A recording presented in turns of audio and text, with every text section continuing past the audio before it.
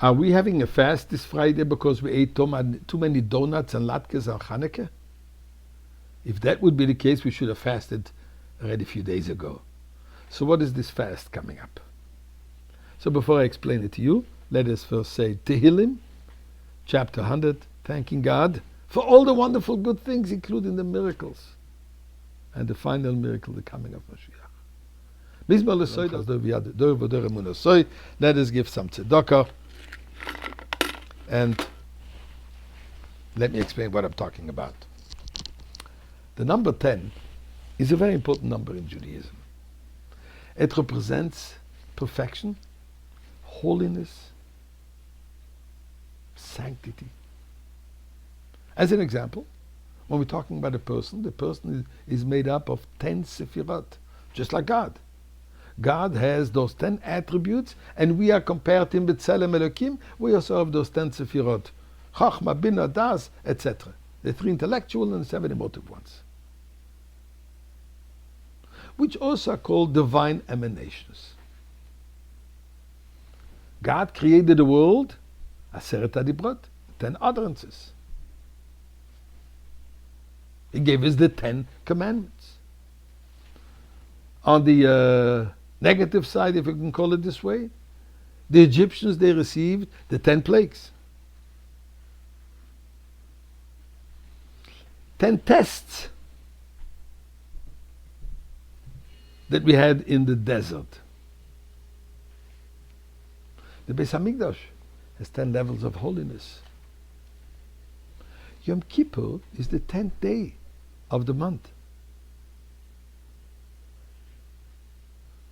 Now we come to talking about months.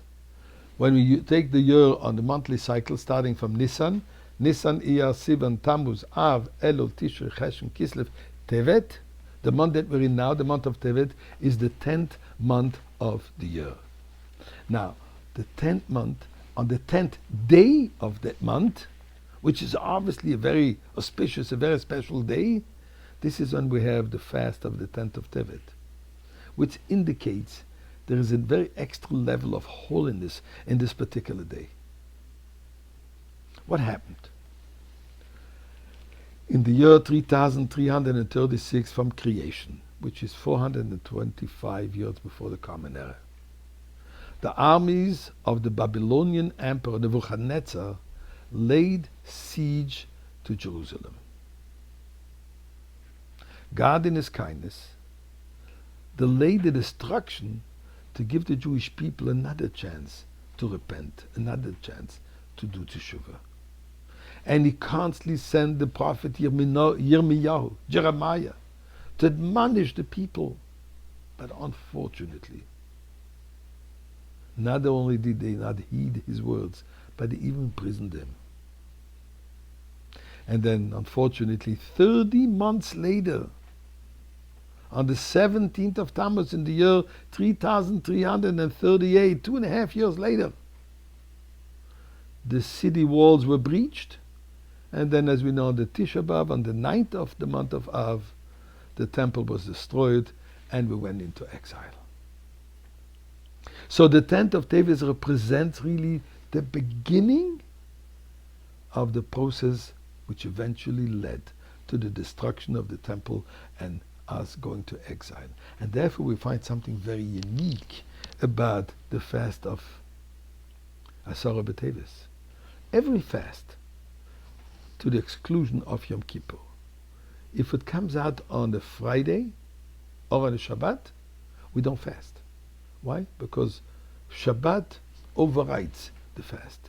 Erev Shabbat, the Friday, also because we don't want to enter Shabbat in a fasting way. Except for the 10th of Tevet. It is so stringent, it is so strict, that even on Friday we fasted, such as, according to the calendar, is this year. The reason? Because the prophet says, on that day, Yom Hazeh, he emphasizes that day, so it stays that day. So that's the reason for the fast of Teves. But here is an interesting point. We know that it says, the prophet says that the fast days with the coming of Mashiach will be transformed into days of rejoicing. So Asara B'Teves, the 10th of this 10th month, will become the greatest holiday. And in fact, there's a question which is asked in diaspora that we keep 2 days holidays. Will we do the fast of Asara B'Teves holiday? Will we do it 2 days or 1 day? So friends, this year it's not an issue. Mashiach is coming now. Asara B'Teves will be a holiday, and it goes right into the Shabbos, so we're going to have our 2 days. So please, Eibishter, make that happen.